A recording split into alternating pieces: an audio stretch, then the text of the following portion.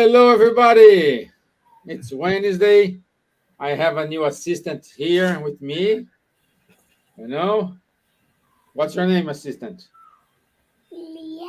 Yeah, Leah is with me today. And today we do have our special guest, Roberto Watanabe from FESP in São Paulo. He is here to talk about, to keep going on the series of the Spirit's book conversations. And today topic is spirit life and return to corporeal life. So good evening, Roberto. How are you, my friend? Fine. Hello, Esteban. Hello, everybody. Glad to be here with you all again. Yeah, good, good. Thank you. And I can see some people are still joining us. And meanwhile, let's do the initial prayer. Yeah. Okay, let's Okay. do the initial prayer. Yeah. Mhm. Okay. So, Master Jesus, we would like to ask you to be present in this presentation here, enlight our friend Roberto Tanab, everyone who is watching us online, those who will watch this later. I want to say thank you for Kardec Radio to giving us the opportunity to be here and once more help us to spread the spiritism all over the world. So be it. Eh? And Amen. Yeah. Okay. So today again, the topic is spirits, life, and return to corporeal life.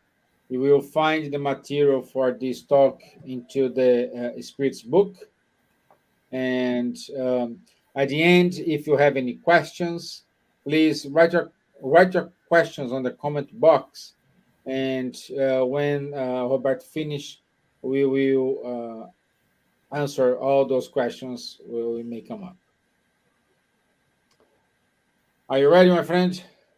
Yes. Okay, let me put your screen here. This is okay. I'll be here. Lou VM. So thank you, Lou. Thank you for being here with us. So, my friend, it's yours, and Leah and I will be here on the background waiting for you. Okay. Thank Thank you, you. Esteban. Thank you. Thank you. Well, the last month we talked about the return from the corporeal to the spirit life. So today we are going to talk about the spirit life. So how is our life over there on the spiritual realm? And then after that, we will talk about the return from the spiritual realm to the corporeal life again, right? Which is the reincarnation. So that's what we are going to see today. So let's start by the spirit life. When we are there on the spiritual dimension or world or realm, Kardec says that we are errant spirits. Errant is a little bit strange, a term a little bit strange, but errant does not mean that we are over there wandering lost in the spiritual realm, right? But it's just that we are not here in the corporeal world. We are there, which which is our real homeland, right? The spiritual world. And but from our point of view, we say errant spirits. And so during these the intervals between our incarnations, we become an errant spirit, awaiting a new destiny. That is, awaiting a new incarnation. And such intervals, Kardec says, can last from a few hours to thousands of centuries. What we can see here is that, and what we can say is that the less evolved we are, um, the lower is the span of time we have there on the spiritual world.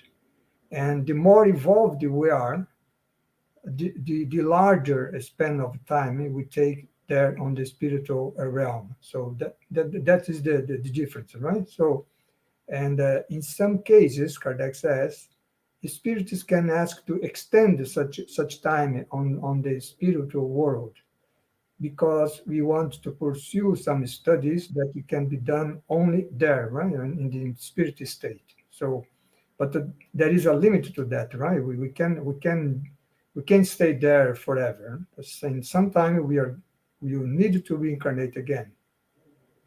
And there on the spiritual world, there are spirits of every degree of evolution because when we die, when we pass away, we don't change, right? We really don't change. We remain the same person with the same qualities, with the same imperfections. So as we see here in the corporeal world, people in many degree of evolution, so it is on the spiritual dimension also, right? Either. And in their normal state, Kardec says, the spirits are disengaged from matter, since incarnation is just a transitory state. So here is what I said in the beginning, right? So our real homeland is the spiritual world. It's difficult to us to have that in our mind because we are here in the corporeal world and we believe that this is the real world, right? The spiritual dimension is something far away from here. But actually, there our normal state without a physical body like we have it today. And our situation here, incarnate, is just a transitory state, right? So, in the case of the pure spirits, the spirits that reach the highest degree of evolution, they are not errant anymore in the sense that they do not need to reincarnate again, right? So their state, that means their state there in the spiritual world is definitive, right? So they don't need to reincarnate. They may reincarnate, but in that case, it would be a mission. It's not a necessity, right? Such was the case of Jesus, for example, which is considered a pure spirit that reincarnated 2,000 years ago as a mission, not that he needed to do that, right? So he just came to help us to evolve. And even when we are there on the spiritual dimension, we can progress also, right? As we can hear. So, of course, it depends on our own will, like it depends here also, right? If we want to progress, we we need to want it, right? So over there is the same. But the more we evolve over there on the spiritual dimension, we must put the newly acquired ideas, like the Spirit say here to Kardec, into practice, and put new acquired ideas in the spiritual world into practice. We can do that only here in the corporeal life, right? That's why the need of a reincarnation. So we could say that the being incarnated here in the corporeal world is the fireproof, right? So here is where we actually um, put in action what we learn, right? Either here or over there. And what are the perception sensations of the spirits over there, right? So on the spiritual realm.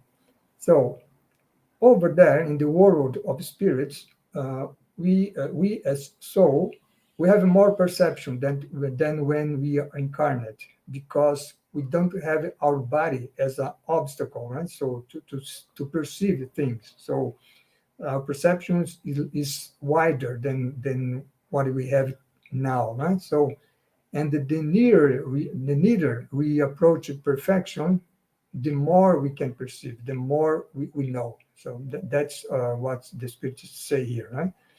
And what how our sight function there on the spiritual world is different from here, because here we have our eyes to see things, right? On the spiritual world, we don't have eyes, so we don't see through our eyes. We see through our perispirit, our intermediate body, right? Which is the link between the soul and the physical body when we are here incarnate. When we die, we leave here the physical body and we go to the spiritual world with our perispirit. And we perceive things through our perispirit and the whole perispirit, right? So it means that over there we can see in front of us, at the same time in front of us, behind of us, at our side, right? So that there is no limitation, a limit in this in our faculty of sight, right? And we see with our own light, the spirits say. It means that on the spiritual world, we don't need light, right, to see, like we do here in the physical world. It means that, for example, if the spirit is on a totally closed room, for example, with no light, um, doesn't matter. He or she can see anyway, because that with their own light, right? So that's the difference with comparing to the physical world. And also to hear things, the faculty, hearing faculty, also are no longer localized in our ears like it is here, right? So we can perceive the sounds, and with through our perispirits, all our perispirit, and also the sound spectrum. For example, when we incarnate, we can either see or hear uh, only through limited sound or light spectrum, right? So when we are there on the spiritual world, this such a spectrum is larger. So that's why we can perceive sounds that our limited senses here cannot. That's why the spirit is saying here, right? So, and they also do not, or we, when we are there, right, we do not experience our physical needs and sufferings, because we are spirits, meaning that we don't have our physical body, so we don't have pain, right? We don't have to eat, we don't have to drink water, so um, we don't have such needs, and therefore, and the situation over there is much better than here, right? So in this sense. And sometimes a spirit can say, when he communicates through a medium and this on in the spirit on the spiritist center, sometimes he can say, well, I'm feeling pain. Right? Actually, he's not feeling pain in the same way we do, right? Kardec says that in this case, it's a kind of impression, right? A remembrance of the pain that he felt when he was incarnate, right? But it does not mean that he's feeling a real pain, because he or she does not have a physical body, right? So that's regarding the perception. And regarding the sense of a time, right? The spirits live outside of a time as we know, the spirit says, right? So for them, duration of a time practically does not exist. So, for example, soon after death, the soul, we can see our past migration at a glance, right? So we can see, for example, 70 years of a life in just a second, right? So, but of course, depending on how purified we are, right? So, but so that means that time over there is felt different from here, right? So they may also have a glimpse of the future, right? Although they do not always have permission to reveal, right? Such a glimpse of the future, such a vision of the future. Because we can think here of an analogy that Kardec gives us on the book of the Genesis, of a person who is at the base of a mountain compared with a person which is on the top of a mountain, right? So the person who is on the top of the mountain can see a much broader view of the scenario than the one which is on the base. So that is the situation here. The person on the base of the mountain is like we incarnate, and the person on the top of the mountain, and it depends on how purified he is, of course, he is on a situation that he can a broader view of everything. So that's what is being said here. And since the spirit travel at the speed of thought, we can say that they see everywhere all at once. So what Kardec is discussing here is that sometimes we could think, right? Some spirits, some, of course, in this case, are evolved spirits. Some evolved spirits communicate itself in many places at the same time. For example, in Dublin, in São Paulo, in Tokyo, and it is the same spirit. Well, then we can think, well, how can that happen, right? Do the spirit divided itself, right, and to be present in three times at three places at the same time? No, the spirit is explained to Kardec, right? It's because they speed at the travel at the spirit of thought, so they can kind of radiate its thought to many places at the same time. That's why it seems that it is there, right, in three different places in my example here, but it's not that it doesn't happen that way, right? So it is the thought which is radiated on many places. So that's what the explanation here, because we never, the soul never divided itself, right? So the soul is an individuality and undivided person, or undivided being. And then when we are there on the spiritual life, and then we are approaching the time to reincarnate, to return to the corporeal world, then we can, depending on our level of evolution and understanding of life, we can choose the trials that we are going to face when we reincarnate, right? So that's why Kardec says here that before a new corporeal existence, the spirit can choose the kind of trials it will undergo when it is incarnated, right? So it's a freedom of a choice that God leaves us, because in that case we choose, and then we is through our free will, right? So we choose the trials, and then we have the responsibility for such a choice, right? So, and also for the consequences. And when we choose a trial, can we win such a trial?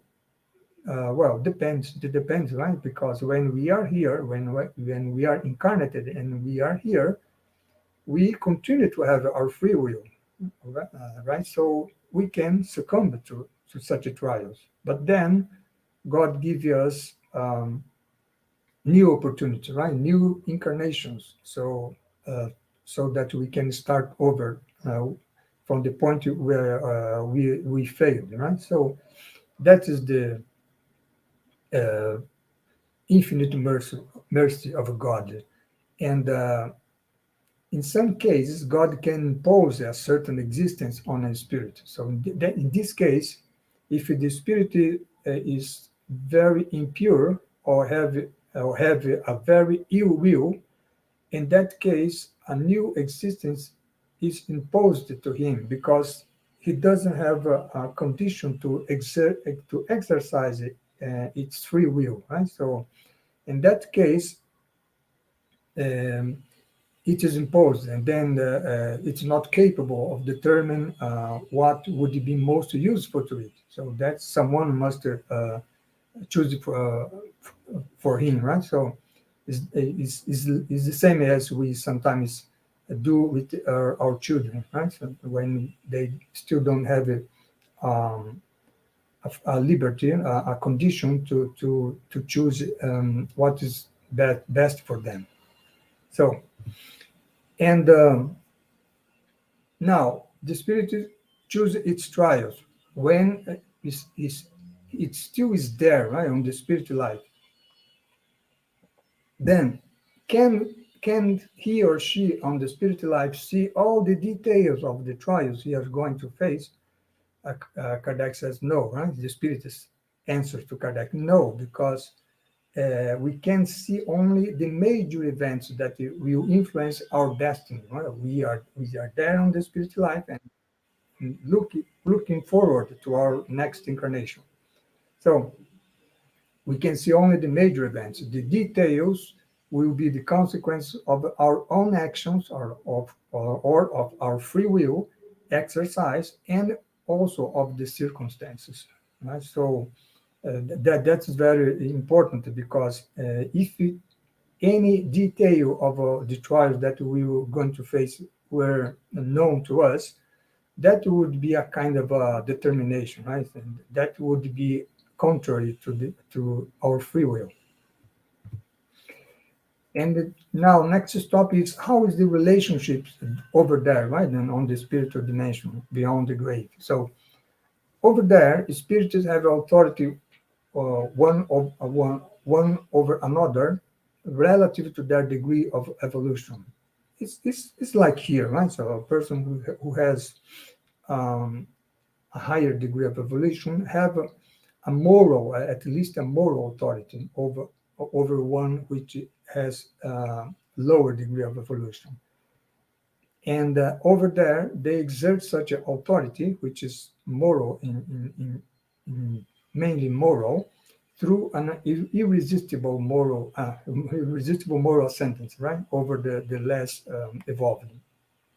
And also they or we, when we are there, we communicate with one another through thought, right? We don't need to talk, right? To use our chordal um, vocal cords, right? So we just think, and the other guy can perceive our thought, and then we have a dialogue just in this way. And also, the power and influence that individuals enjoy while he or she is here on earth do not guarantee any supremacy in the spiritual world. We can see an example on the Gospel according to Spiritism, on the chapter 2, when Kardec brings us the example of a queen of France, right? So, uh, um, a woman which was a queen here while she was incarnate, and when she get there on the spiritual world, and she had many servants here, right? So when she get there, she realized that many of her servants were while she was here on the incarnate world, was in a very much better position than her over there on the spiritual world, because over there is not power, is not richness, is not knowledge, but is what counts over there is our moral ascendance. Right? So that's what is being said here. And spirits of a different order, they see each other by they are distinguished from each other. Here, for example, we can be there with our friends, which are, for example, on the same level of evolution than us. But each one of us are different from each other, right? We never lose our individuality, and and then you might ask, well, but how can we distinguish from each other on the spiritual world since we don't have our physical body? We distinguish by our perispirit, right? So that's why the situation over there. And then on the spiritual world, those have some sort of affinity can join together, right? So, and just like just what happens here, right? So we form groups united by sympathy and purpose, and of course the good ones join together, the bad ones join form another group, and the good ones seek to help the the lower evolved ones to evolve, right? So in a kind of a mission. And regarding sympathy and antipathies among spirits, so there are special affection among spirits just as among humans, because if we are here and we have our family, right? Our parents, our brothers and sisters, our friends. In the spiritual world, such affection continued. We keep our affection over there, right? So, and also not over there between the discarnate people, but after we pass away, we keep this affection with the ones that remained here, right, in the physical world. So nothing changes in this way. So and but over there, the link that unites us is stronger because we don't have the body, which are the let's say the base for many passions, right? We don't have such a thing over there. So is a more affection is more sincere over there. And also two beings, two persons that were enemies on earth do not retain their resentment in the spiritual world. So it's like we see when we're children and we have our fight with our friend, and then when we are grown up, we just see those fights as things of children, and does not give any importance to that, right? So that's the same over there in the spiritual world comparing to the physical world. But only the imperfect spirits, they retain, right, a sort of animosity, a resentment, and that is the origin of the obsessions, right? Which is one of the issues we saw last year when we were studying the Book of Emissions.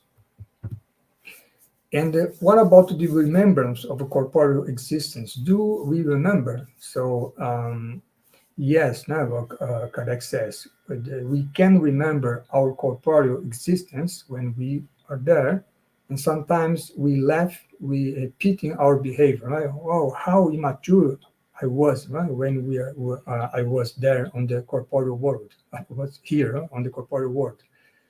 If I had the conscience that I have now in the spiritual world, I wouldn't have acted that the way I acted there, right? So over there, which is here on the spiritual, the physical world. So, but we remember only what is interesting to us, right? So what is useful to us. What is not useful, we don't need it to remain, right? So it didn't remain forgotten. And we can also not just remember our previous life. For example, after we go for this life to the spiritual life, we can remember being there. We can remember this present life, but we also can remember the previous life before this present one. Right. So that's what is being said here. Depend, of course, of the level of the evolution of the spirit, and.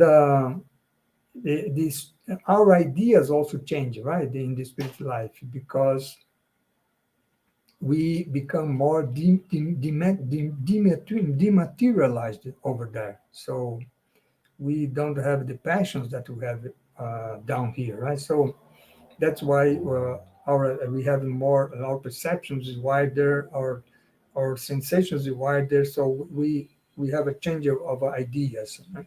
And sometimes they can hold on the same ideas, but the influence of matter as the influence of matter diminish, then we can see things more clearly, right? Because what is this?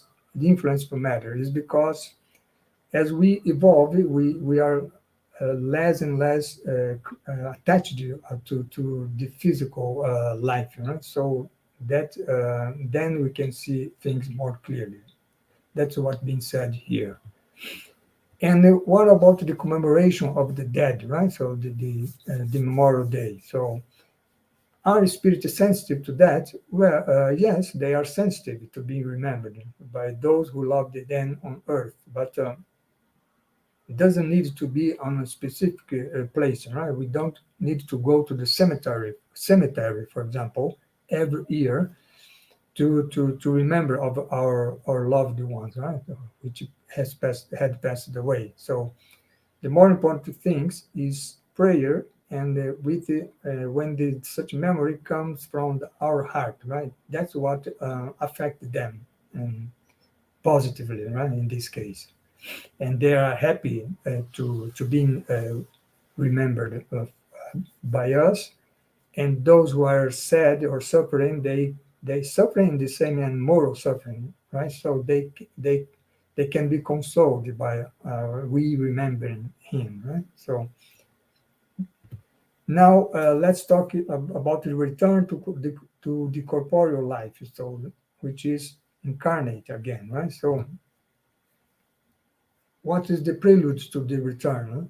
And so we uh, we can sense when the reincarnation time is approaching, and then we are worried about that, right? Worried in the positive mean sense here, right? Because depending on the degree of our advancement,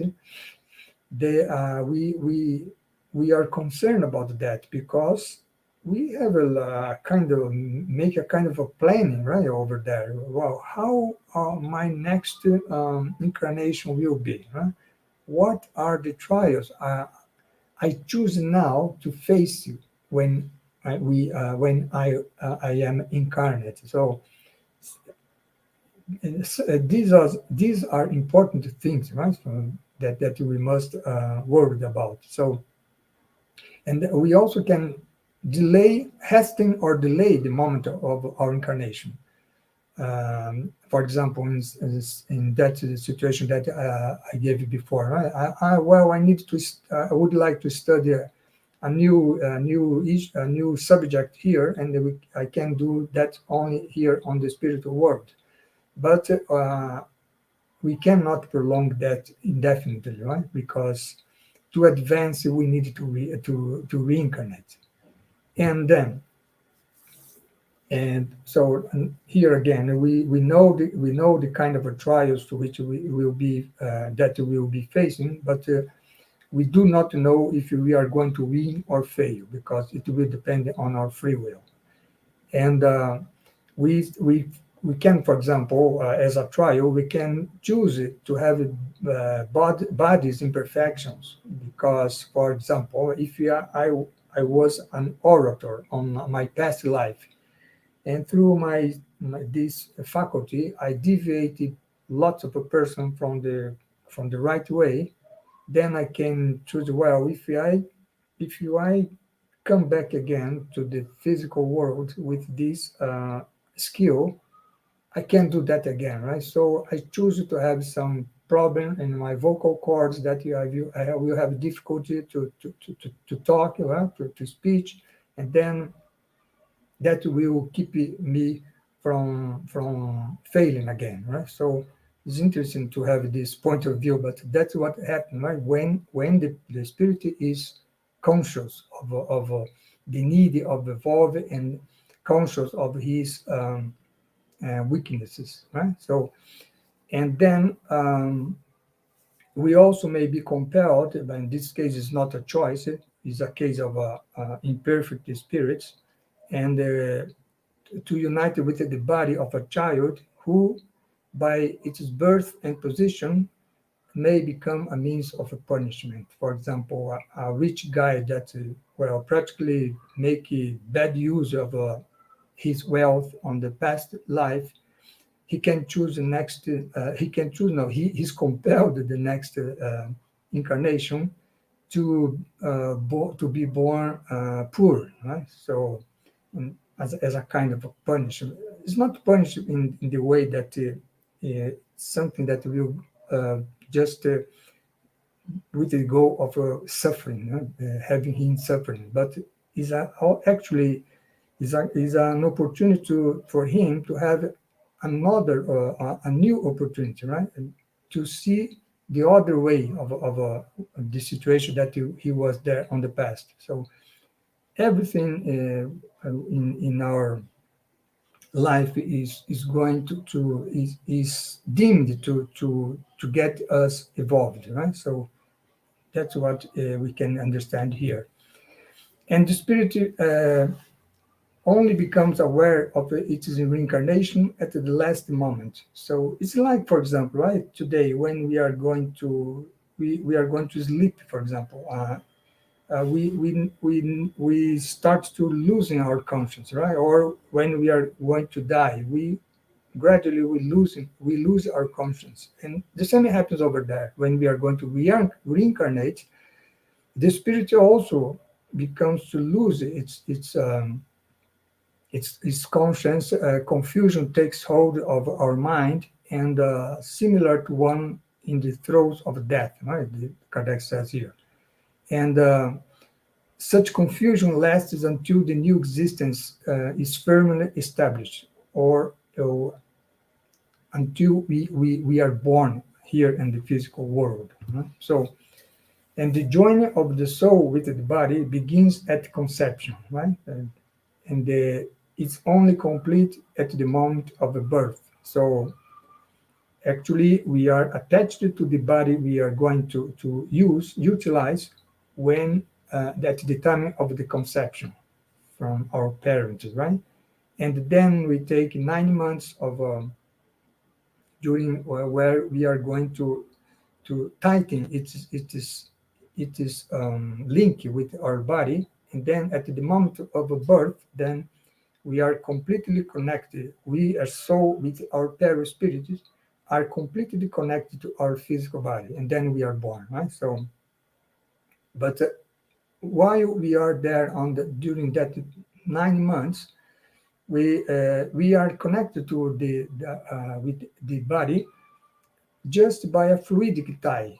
So, and this such fluidic tie will get tighter until the moment we are born. And since such ties are very tenuous, Kardec says, they may be severed by the will of a spirit who recoils from the trial of it has chosen. So it means that sometimes the spirit is already connected to the body through this fluidic tie, but then, well, he get afraid of, well, I don't know, I'm afraid of failing again, and then he give up. He can give up, right, from reincarnation, and then the child does not born, right? So that would be a kind of a failing, but of course it will have a new opportunity again. Huh? And there are also situations where the infants who are there on the mother's womb, but have no possibility of surviving because of for example, as a serious will ill, for example, right? So in that case, why we have such situation, right? Kardec asks to spirits, and then they answer that. In such case, God permits such situation as a trial, either for the parents or for the spirit. No? And also there are other situations where you have the child there on the mother's womb, but has no spirit attached to that body by arthritic thigh. So in that case, the child can be go until well, let's say the 9 months, right? So but of the pregnancy, but as there is no spirit attached to that body, such a child will not survive, of course, right? Because we for a body, for anybody to survive, we must need a spirit attached to that body, right? So if there is no body, no spirit, or no soul attached to that body, it will not survive. Again, it's a kind of a let's say trial for the parents in this case, right?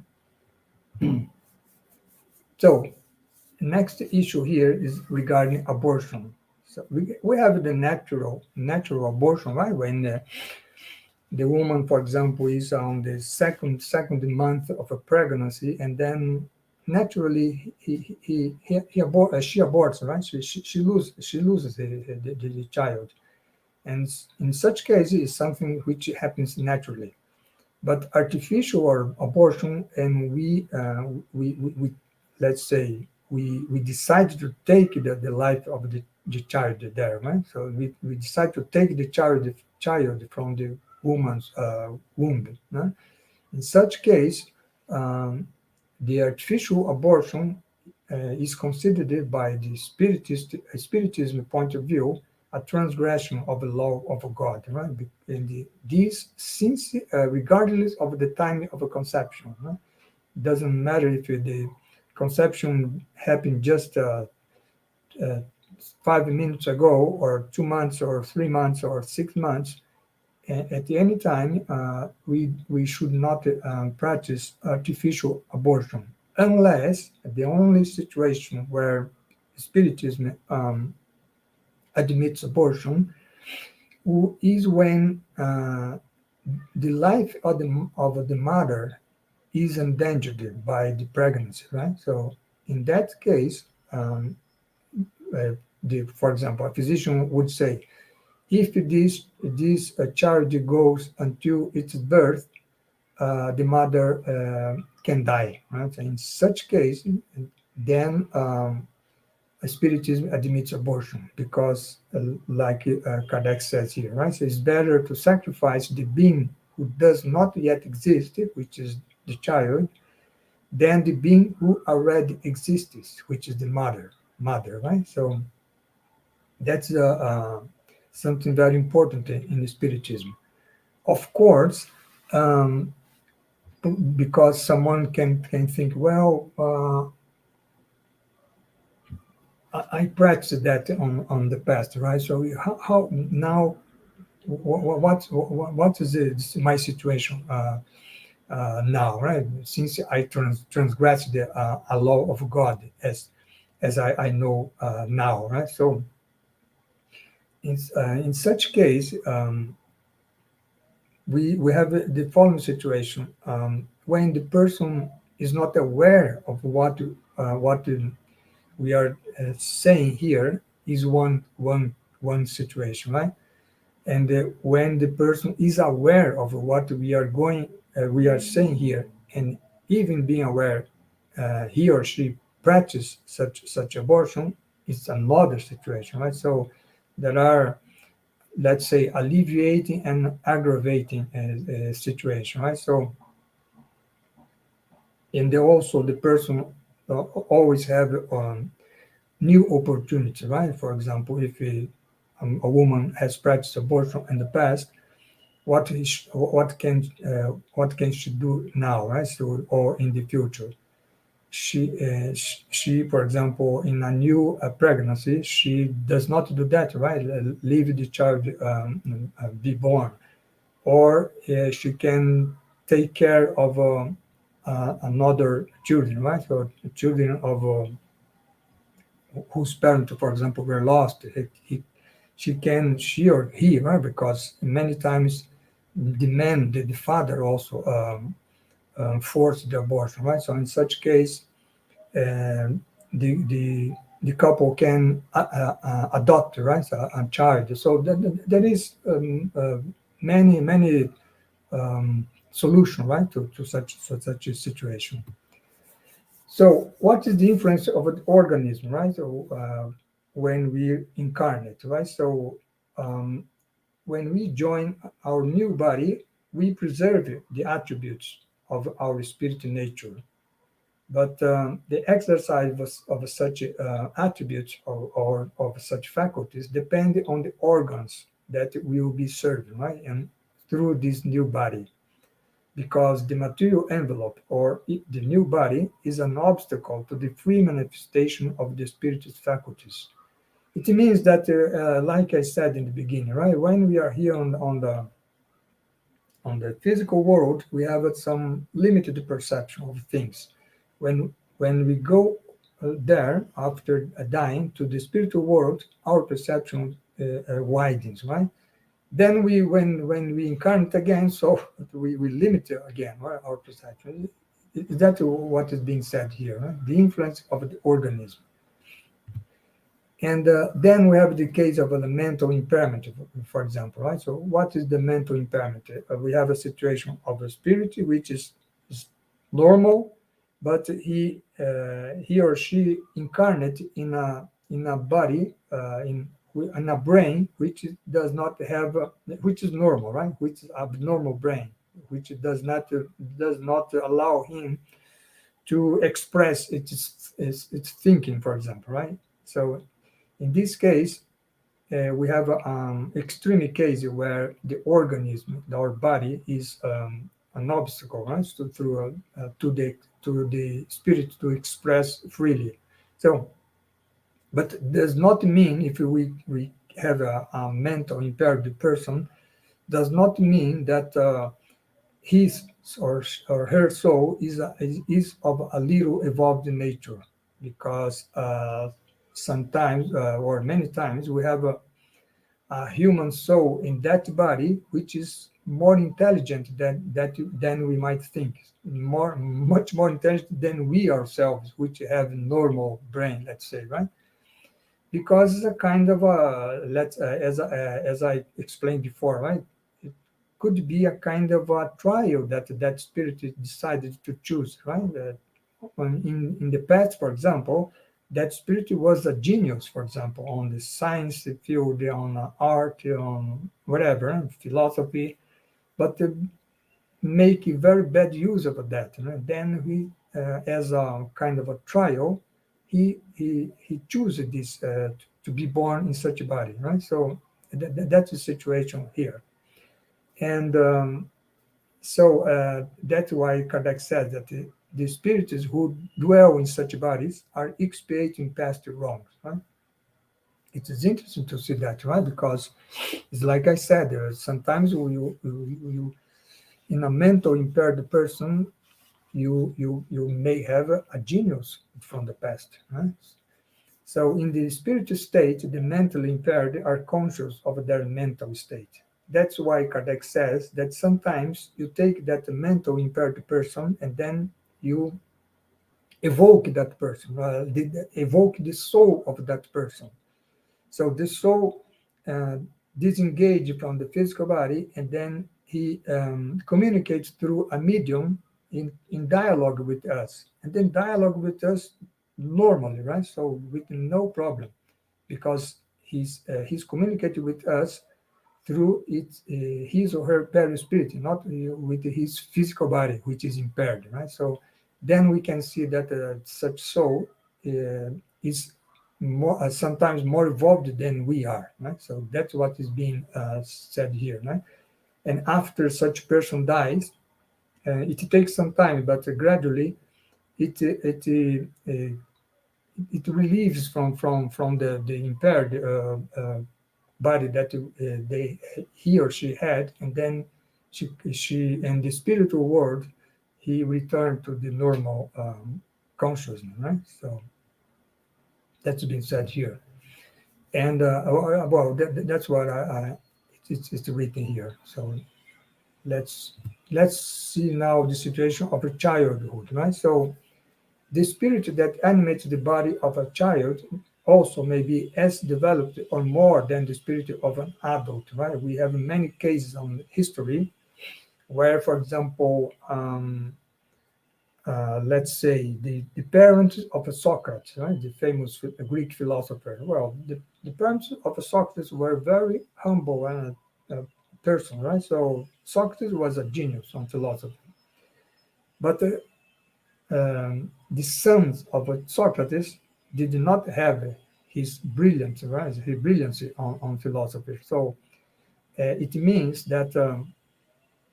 Um, this the situation of the evolution, the degree of evolution of a parent has not necessarily anything to do with the degree of evolution of her children, right? So sometimes the children has been more evolved than the parents and vice versa, right? And also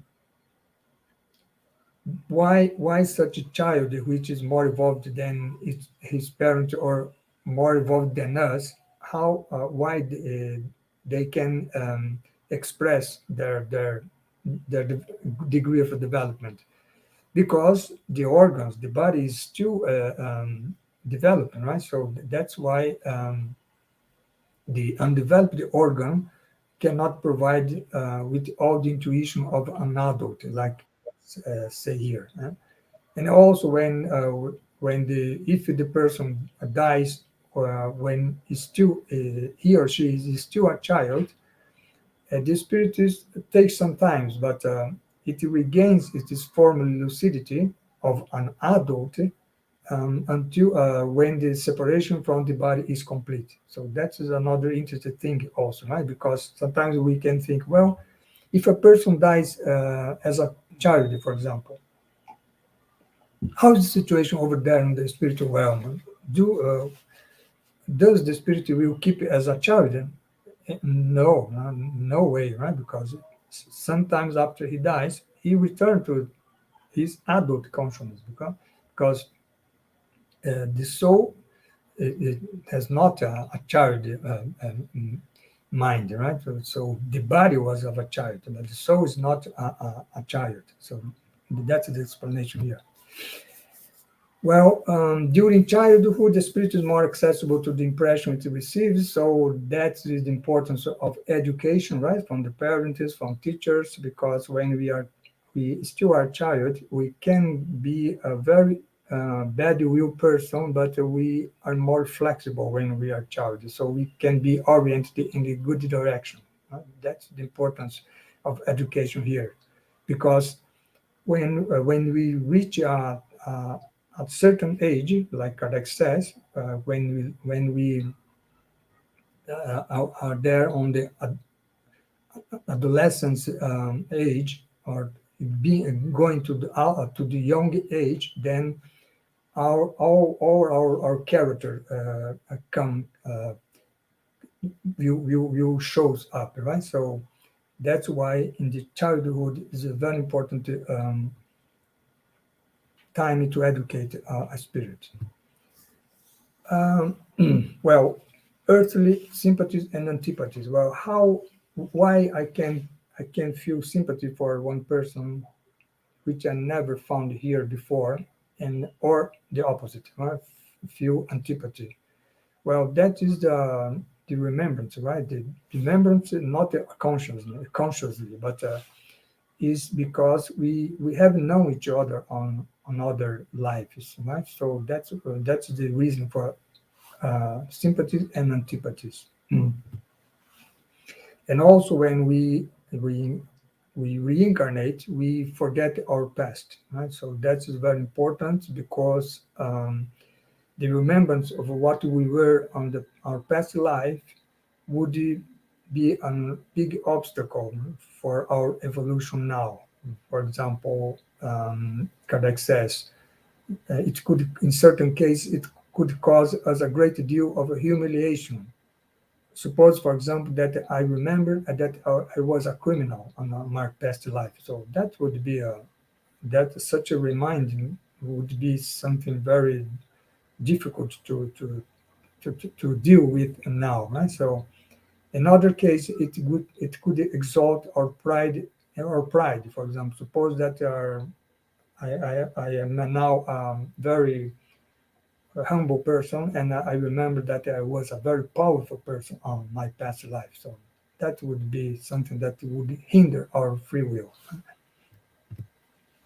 And although we don't do not remember the details of our past lives, Kardec says we have the necessary to improve ourselves. We have the voice of a conscience, or our conscience, and our instinctive tendencies, right? So by looking our instinctive tendencies, we can have a glimpse of what we were in the past and what we did in the past. So the tribulation of a corporeal life, Kardec says, are at the same time expiation for past wrongs and trials for the future. Right? So everything is going to keep the spirit evolving. So I think that's the last. Oh no, we have once more here. And when spirit return to the spirit life, and then their entire previous life unfolds. Before then, I talked already about this, right? So okay, so this is what we saw today. It was a little bit longer today.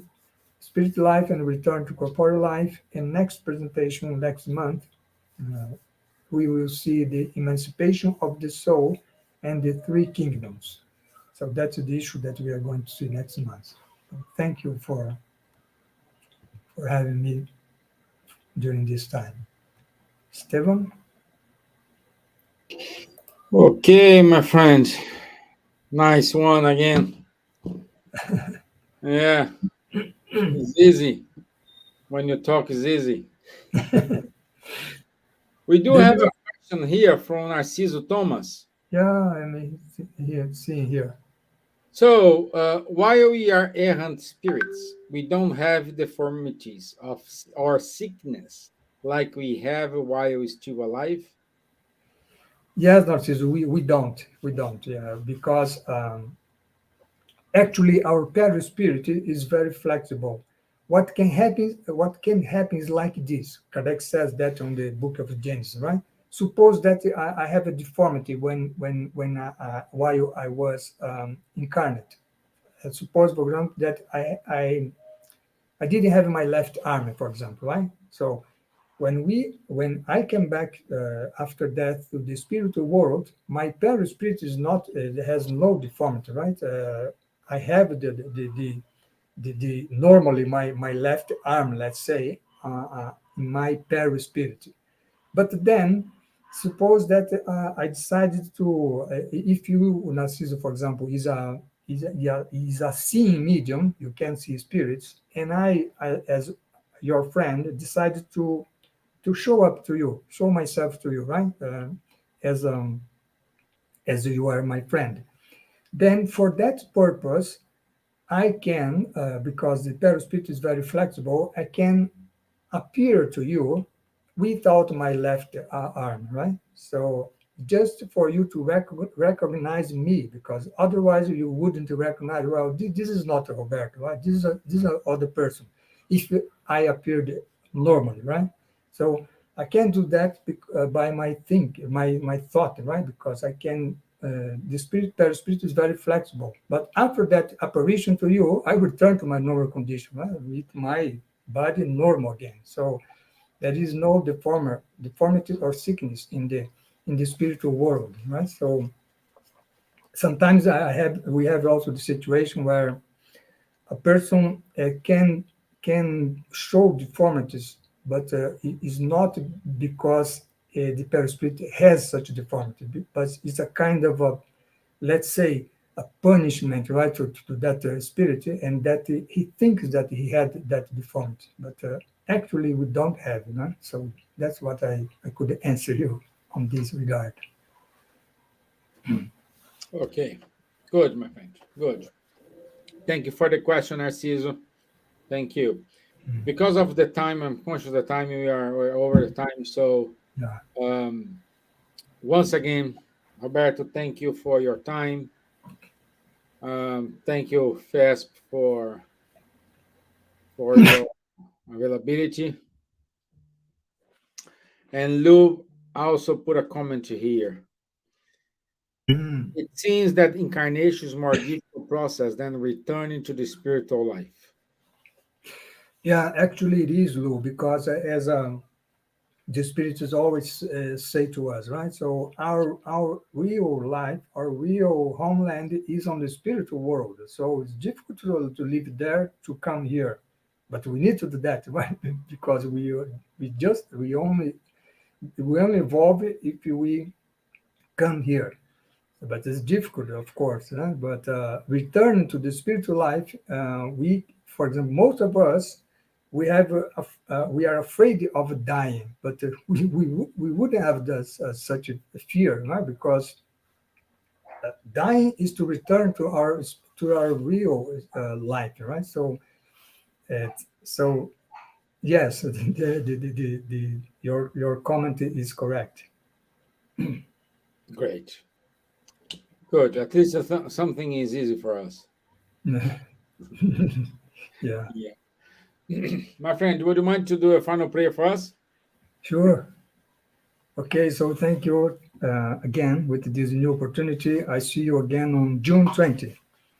And June 20. yeah, Great.